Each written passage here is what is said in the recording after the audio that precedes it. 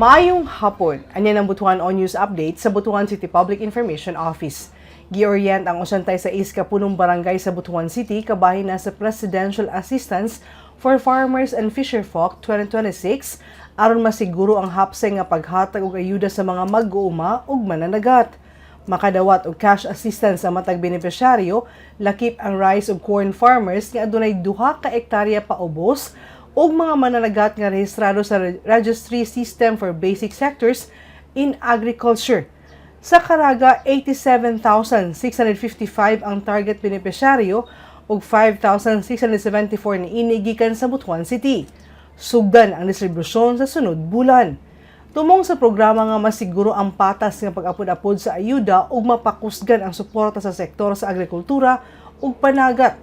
Ang orientation gipangunahan sa City Government sa Butuan ug Congressional Office inubanan sa Liga ng mga Barangay ug Department of Agriculture, Caraga. Og makatong updating adlaw alang sa mga updates, follow the like official Facebook page, Instagram ug subscribe sa YouTube channel. Og makatong updating adlaw alang sa mga updates, follow the like official Facebook page, Instagram ug subscribe sa YouTube channel sa Butuan City Public Information Office. Ako si Charmaine Awitan. Daghang salamat ug dalaygon ang Dios.